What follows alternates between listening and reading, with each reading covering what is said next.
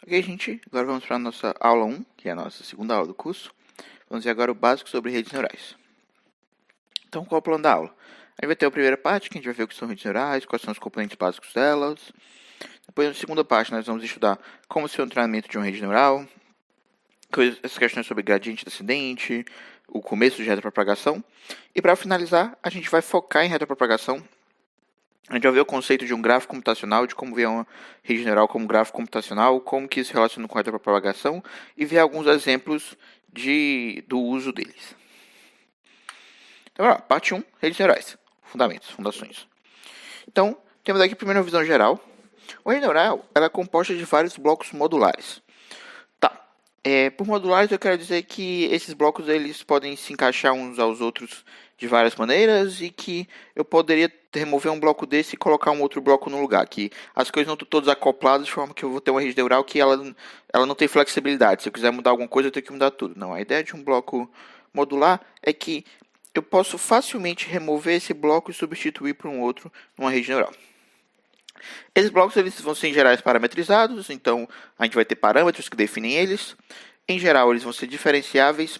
Esse ponto aqui, a priori você não vê por que um bloco ser diferenciável é uma vantagem. Você até pensa, putz, eu estou limitando a quantidade de blocos que eu tenho. Mas o ponto é, a gente treina redes neurais profundas usando retropropagação, usando gradiente descendente. E no gradiente descendente a gente precisa computar um gradiente. Então a gente precisa que a computação da rede neural seja diferenciável para poder treinar ela. Então é por esse motivo que a gente prefere que esses blocos sejam diferenciáveis, porque se eles não forem, aí você vai ter que tomar algum cuidado na hora desse seu treinamento para conseguir evitar essa passagem de gradiente, esse bloqueio de gradiente, na verdade, que vai ser causado por um bloco que não seja diferenciável. Como eu tinha falado, a ideia é que eles podem ser conectados de várias maneiras. A gente viu que tem a ideia geral, que tem uma camada, liga para a próxima e assim diante. A gente viu também na aula passada a ideia geral do Inception, então a gente viu que tinha conexões muito mais loucas, que uma mesma camada se conectava com a saída dela se conectava para 4 camadas diferentes, e aí depois elas terminavam se agrupando novamente.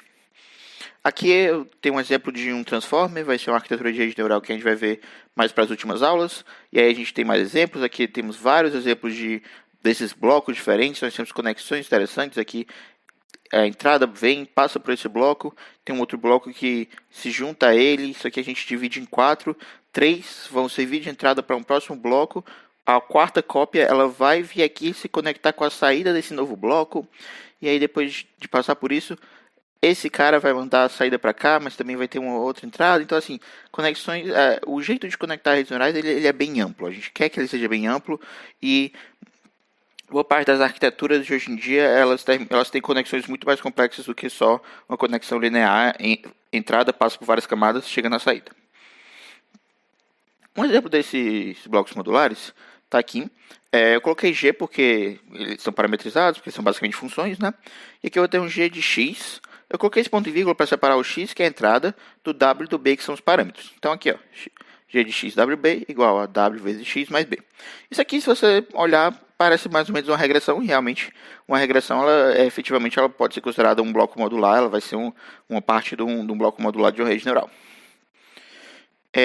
Um ponto interessante aqui, para se notar, para ficar em mente, que a gente vai abordá-lo mais para frente, de novo, é que não tem uma diferença real entre o que está rolando com a entrada e com os parâmetros, né? Inclusive, se você olhar o WX, eles são bem simétricos.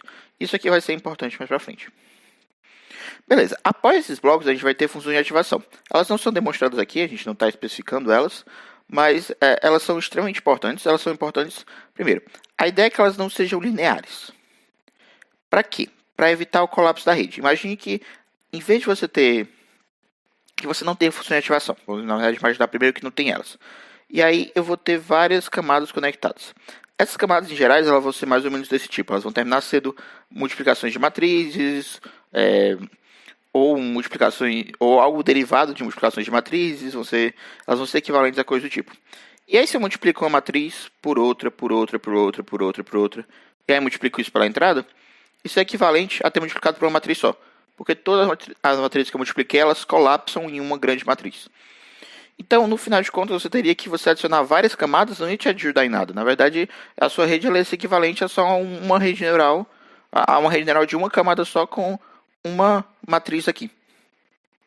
Então a ideia da surretivação dessas não linearidades é permitir que a nossa rede ela consiga representar coisas mais complexas do que meramente uma multiplicação de matriz, que ela consiga aprender coisas de nível bem mais, ela consiga ser equivalente a funções mais complexas, mais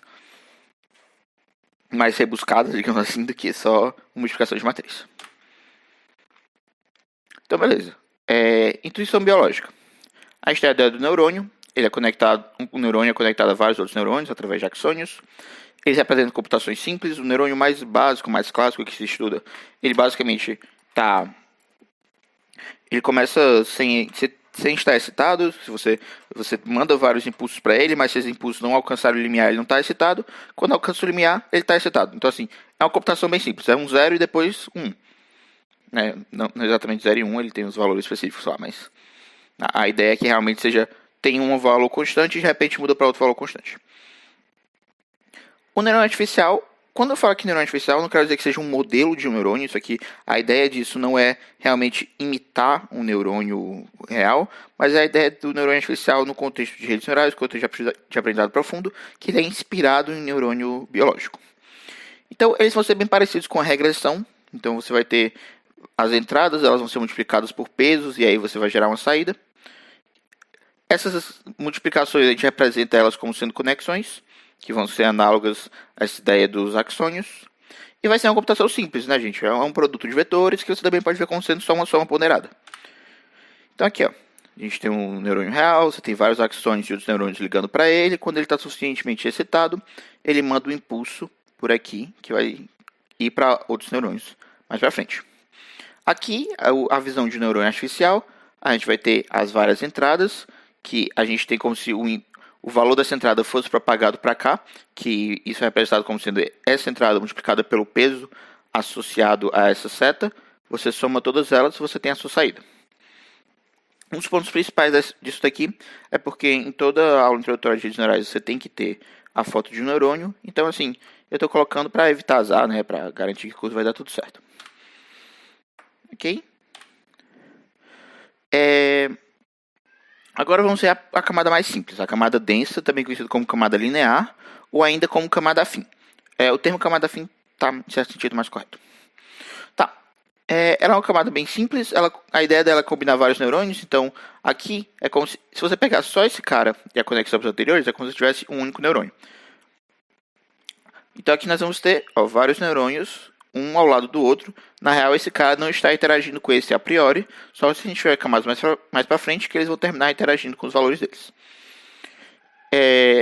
A camada, quando a gente tinha um único neurônio, a gente tinha uma multiplicação de um vetor de entrada pelo vetor dos pesos. Então, se você olhar, por exemplo, para esse cara, eu vou ter esse vetor de entrada multiplicado pelo valor que é representado pelos 3 pesos dessas conexões. Aqui, como nós vamos ter várias saídas e para cada um desses caras eu tenho uma multiplicação de vetor, isso na verdade é equivalente a multiplicar uma matriz, que vai ser uma matriz desses pesos aqui, por esse vetor de entrada. Fato interessante, isso aqui é bem otimizável por GPUs, por placas de vídeo, e isso é bem importante porque é um dos pontos que fez Deep Learning funcionar hoje em dia, é essa capacidade da gente ter muito poder computacional para eles. Redes neurais modernas, elas são gigantescas, redes neurais práticas elas vão tender a alguns milhares até bilhões de parâmetros. Redes neurais de empresas absurdas como a Google podem chegar a 600 bilhões de parâmetros, que é absurdo. E você não consegue rodar isso no CPU. A sua CPU ela demoraria muito mais tempo. O uso de GPU te dá uma vantagem de em torno de 20 vezes ou até mais na questão de computação de redes neurais. E é inclusive uma das vantagens dela em relação a algoritmos mais clássicos de aprendizagem de máquina é esse fato que GPUs podem otimizar elas, porque foi um boost muito grande para a velocidade delas que a gente não tem para outros algoritmos. Outros algoritmos eles não ganharam uma coisa equivalente muitas vezes. Agora, um ponto dessa camada é que ela é muito custosa. Como assim muito custosa? Imagina que eu tenho uma imagem pequena, de pouquíssima resolução. Ela é 28 por 28 pixels e, na verdade, ela também é preto e branco. Então, cada pixel é só um número. Então, a gente tem 784 entradas, basicamente. 28 por 28 é isso. E agora eu quero fazer uma camada que o número de saídas dela são 1000 neurônios. A gente vai ter em torno de 7 milhões de pesos. Quase, na verdade, é aproximando 8 milhões. Então, gente, é uma coisa bem simples. Essa imagem é minúscula, 28 por 28 não é nada. É normal a gente ter... O mais normal para a imagem vai ser da ordem de 200 por 200 e com 3 cores. Então, vai ser mais uma coisa como 120 mil em vez de 700. Aliás, perdão. 120 mil em vez de 700. Então elas são extremamente maiores. E aí a camada seguinte, você também não poderia colocar tipo uma camada muito menor, porque senão você vai estar comprimindo essa informação, que não é nem vantajoso. Então você rapidamente terminaria com uma quantidade absurda de parâmetros para uma rede muito pequena, e isso seria um problema. Então por isso que eventualmente nós vamos ver camadas mais complexas que essa camada aqui. Um dos pontos dela ser tão custosa é que ela não tem um viés indutivo. O que é um viés indutivo? Um viés indutivo é você, de algum jeito, encodar um pouco sobre a sua entrada na sua rede. É você usar um pouco da informação que você tem sobre a sua entrada. Então aqui, gente, eu estou pegando todas as entradas, multiplicando e gerando todas as saídas. É isso. É o mais assim. Eu tenho esse número de entradas, eu tenho esse número de saídas, vou fazer a multiplicação para todo mundo, gerar todo mundo. E, então, assim, você não está falando muito de um viés, né? Existe o viés padrão de ser uma rede neural, mas você não está indo além disso. Mais para frente nós vamos ver vários tipos de camadas que elas têm viés indutivos próprios, e o que isso vai acarretar vai ser uma quantidade bem menor de pesos. Então você vai poder até ter mais saídas, porém com quantidade menor de pesos, com custo computacional menor do que se você usasse uma camada densa. Beleza, agora vamos falar de ações de ativação. Aqui temos a sigmoide. A sigmoide é uma ação de ativação bem clássica. Você vai lembrar ela até da regressão. Ela pode ser vista como uma versão contínua da função 0,1. A função 0,1 ela seria uma função que é 0 aqui, e aí ela vira 1 quando você fica nos positivos. Então realmente ela aparece aqui, né? Inclusive aqui é bem próximo de 0. Aí tem uma seção, vamos dizer, transitória, porque ela é contínua, você não pode só dar um salto. E aí depois ela vira 1. Isso aqui nos dá uma inspiração biológica, naquela ideia bem básica que a gente falou do neurônio, que ou ele está excitado ou ele não está excitado, ele está no 0 ou no 1. E ela foi usada por muito tempo, no primórdio das redes neurais era isso que era usado, porém ela tem um problema sério com gradiente. E, novamente, hoje em dia a gente treina redes neurais com gradiente descendente, com retropropagação, então a gente tem que se preocupar com o gradiente das coisas. A gente usa blocos diferenciáveis para eles terem um gradiente. E a sigmoide, se você olhar nessa região aqui e nessa região simetricamente, nas regiões que a gente diz que ela está saturada, o gradiente dela é basicamente 0. Basicamente não tem gradiente aqui. A derivada dela, né, seria 0. E isso quer dizer que você não consegue propagar muito bem o gradiente. Isso quer dizer que muitas vezes o computador vai ter até dificuldade de representar um valor tão pequeno, porque, ok, pode não ser literalmente, matematicamente 0, mas é um valor extremamente pequeno, e a rede não vai treinar. E a rede não treina, então de que adianta ter uma rede neural se ela não está treinando, né? Você está só com um gerador aleatório muito pesado. E aí nós temos agora a ReLU. A ReLU ela é basicamente sigmoide moderno, então enquanto que antigamente todo mundo usava a sigmoide como função de ativação, agora a ReLU ela é a mais usada. Ela tem uma fórmula muito simples.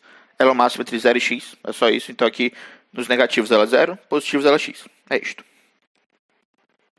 Ela ainda tem um nível de inspiração biológica na questão de ela estar inativa e excitada. A diferença agora é que a excitação dela, em vez de ser só um valor 1, é um valor que ele vai aumentando, né, a partir de um certo limiar. Então até o certo limiar é 0. A partir desse limiar é um valor que está aumentando. É um valor que é proporcional à entrada. Exatamente a entrada. Mas na verdade o surgimento dela vem de uma soma de sigmoides, veio de um artigo do Geoffrey Hinton. E se você pegar um somatório infinito de sigmoides com uma certa modificação nelas, você termina encontrando uma forma que aproxima a ReLU. Ela realmente veio disso. Mas o ponto principal dela, na verdade, é ser simples, ser rápido de computar e ter um gradiente mais bem comportado. Ok, para valores negativos, o gradiente dela é 0. Isso é um problema, realmente. Mas, para valores positivos, o gradiente dela é constante. Então, a gente não vai ter esse problema de, do nada, o treinamento parar porque o gradiente não está mais sendo propagado. No máximo, se por algum motivo você chegar num ponto em que toda entrada gera uma saída negativa, que é algo basicamente possível, né? Ela não é ótima. Hoje em dia nós já conhecemos outras soluções de ativação, nós já conhecemos soluções de ativação que são melhores que elas, podem dar até uma vantagem de acurácia de 1, 2% muitas vezes, o que para pensar já não é tanta coisa, né, na verdade. E elas dão vantagens maiores para redes neurais serem robustas a você perturbar a entrada, ao que a gente chama de exemplos adversariais, que não vamos entrar em detalhes no momento. Porém, a ReLU é muito rápida. Ela é um máximo de 0x, é só isso, ela é uma computação muito simples. E essas outras funções que eu estava falando, que elas têm essas outras vantagens, elas são muitas vezes muito mais pesadas. Então, em geral, eu acho que a ReLU vai continuar por um bom tempo como sendo a função de ativação mais usada. E eu diria que se você vai fazer prototipagem, se você quer validar a sua ideia, você usa a ReLU. E aí quando você terminar, que você, ok, validei aqui minha arquitetura, isso aqui tá bom para minha pesquisa, para o meu trabalho, para minha competição do Kaggle. Aí a versão que você manda, em vez de ser com ReLU, você troca por alguma função de ativação melhor que ela. Então assim, durante a fase de prototipagem, com certeza use uma ReLU, porque ela vai ser em geral mais rápida e ela não vai ter um desempenho tão pior do que as outras. Beleza, agora vamos olhar para a rede neural de uma camada. Novamente, ela vai ser basicamente uma regressão, mas acho que eu não falei qual regressão, e esse é um dos pontos, porque ela, em certo sentido, ela generaliza vários modelos. Então, olha aqui, nós temos uma camada, nós temos duas saídas. Imagine, primeiro, que eu não tenho essa saída, que eu tenho uma saída só. E aqui na saída, isso aqui é a minha saída. Então, eu tenho uma entrada, multiplico elas pelos pesos, somo, tenho uma saída. Isso é uma regressão linear. Ela está basicamente representando a regressão linear. Ah, mas eu vou colocar uma função de ativação na minha camada de saída que vai ser uma sigmoide. Beleza, agora eu tenho uma regressão logística. Não, eu vou ter duas saídas mesmo, que nem tem nessa nossa imagem. E a função de ativação vai ser uma softmax. Tá, isso aqui é uma sigmoide isso aqui é uma regressão logística multinomial, que é usada para você fazer uma classificação para várias classes, além de não só duas, não é binária. É para um número n, qualquer de classes. Não, vai ser essa mesma coisa, só que eu vou ter uma sigmoide em vez da softmax. Ok, isso aqui é um problema que a gente chama de classificação multirótulo, que é quando a sua saída ela não tem um rótulo apenas, ela pode ter vários. E aí você representa isso como sendo basicamente uma camada dessa com uma saída, uma função de ativação sigmoide. Ah, não, ok, joga tudo isso fora, bora voltar com só uma saída, só que agora, e sem função de ativação. Só que agora eu vou mudar minha perda, em vez dela ser o erro quadrático médio, eu vou usar o que a gente chama de hinge loss. E isso vai ser equivalente ao SVM, isso vai ser equivalente ao Support Vector Machine, que é um algoritmo lá de aprendizagem de máquina. Então, assim, o Perceptron original também, ele pode ser representado. Então, a ideia é que só uma camada, uma rede neural de uma camada só, uma camada densa, ela generaliza vários tipos diferentes de modelos, a depender do que você vai usar como sua ativação ou como sua função de custo. Beleza. Agora uma rede neural de duas camadas. Agora as coisas ficam interessantes de verdade. Por quê? Primeiro a gente vai ter que colocar antes a gente não precisava exatamente da função de ativação, né? Se a gente fosse tentar imitar uma regressão linear, a gente não precisava colocar nada. Mas daqui a gente vai precisar, para não ter aquele problema do colapso, para virar só equivalente a uma multiplicação de matriz, nós vamos precisar da função de ativação aqui. E a gente já começa um pouquinho a ideia de aprendizagem de representações, porque essa camada, aliás, esses neurônios escondidos aqui, ou neurônios internos, eles estão com a representação dos dados diferentes dos dados crus que entraram. Aqui são os dados crus, mas a gente vai fazer essas multiplicações, a gente vai fazer essas somas, e cada um desses caras termina sendo uma representação um pouquinho mais alto nível do que a gente tinha anteriormente. Outro jeito importante de pensar também é só que a gente está pegando os nossos dados e jogando eles para uma dimensão muitas vezes maior, tá? Então assim, ok, aqui eu estou representando com 4, você poderia pegar uma entrada de, sei lá, uma entrada de 10 dimensões e mandar ela para um espaço de 100 dimensões. E por que isso é importante? Porque se você pensar o que está acontecendo, eu pego aqui os meus dados, eu estou projetando eles num espaço de dimensão maior, e se você olhar só para a rede daqui para cá, você está fazendo a regressão, vamos supor uma classificação apenas. Então daqui para cá é só uma classificação em cima dessa nova representação que a gente está fazendo. E é que vem um ponto interessante. Porque se você olhar para essa classificação, ela tem aquela limitação de ser unicamente linear. Mas, para dimensões maiores, quanto maior a dimensão, mais configurações são linearmente separáveis. Então, o mero fato de você estar projetando a sua entrada num espaço de dimensão maior, já facilita muito mais a classificação, já vai aumentar a sua acurácia, já vai melhorar as suas chances de conseguir um bom resultado no seu problema.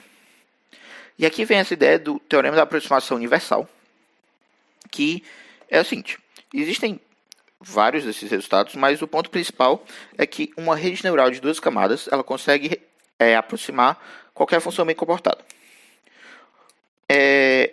um ponto desses é que essa camada interna ela pode ser arbitrariamente grande, então isso é um problema. E um outro ponto é que esse teorema ele não diz como que você chega nessa representação. Ele só diz, ela existe. Eu acho que o ponto importante desse teorema é que você tem que pensar numa rede neural como um aproximador de funções. E isso é importante. Isso é importante para te levar a ideias novas. Por exemplo, em aprendizado por reforço, a gente tem a ideia de uma função de valor, que ela diz para um agente o quão bom é o estado que ele está agora, o quão boa é a situação que ele está agora. E, em geral, o que a galera fazia era usar a tabela para representar essa função.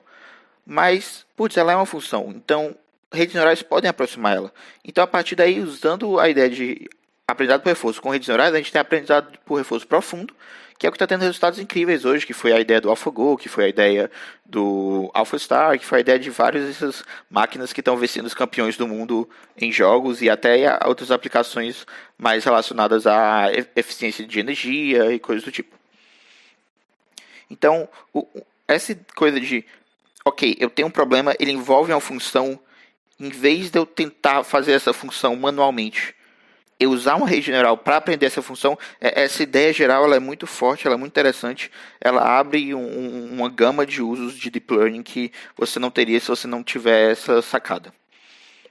E um ponto que eu vou só deixar aqui meio no ar, não vou entrar em muitos detalhes, é que aproximar é diferente de representar. Então, quando eu digo isso, o que eu quero dizer é que a minha rede neural, quando a gente fala em aproximar, ela consegue aproximar dentro de um intervalo. Então, dentro do que os seus dados estão representando, do intervalo dos seus dados, ela consegue aproximar bem essa função. Mas fora dele você não tem garantia. E aí disso aqui vem o ponto de tentar ter camadas melhores, tentar ter funções melhores para a rede neural, porque se ela consegue representar uma coisa, ela representa e essa representação ela vale em todo o espaço, ela generaliza, como a gente diz. Mas se ela está só aproximando, tem boas chances de quando você pegar um dado que está fora da distribuição dos dados de treinamento, a sua rede neural ir mal. Ok, redes profundas, o ponto do Deep Learning. Então agora sim a gente tem aprendizado por representações com força total, apesar de representações com força mesmo, porque cada camada vai estar aprendendo uma representação mais alto nível, até a gente chegar na camada final que vai servir de classificação ou de regressão.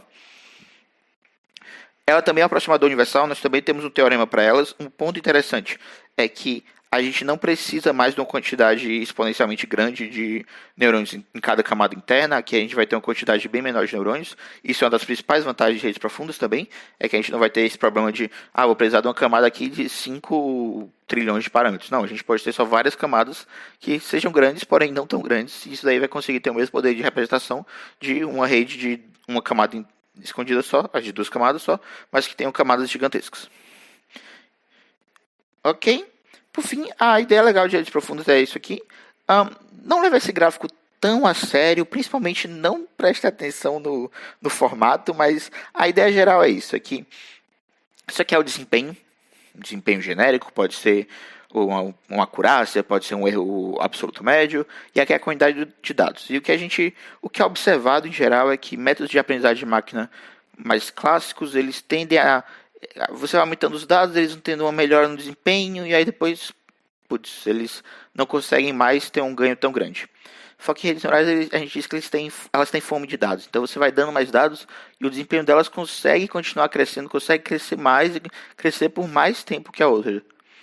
E aí, à medida que você aumenta as redes neurais, o que a gente está vendo, à medida que você aumenta a profundidade, você aumenta também das camadas, é que mais dados conseguem ter resultados cada vez melhores com elas.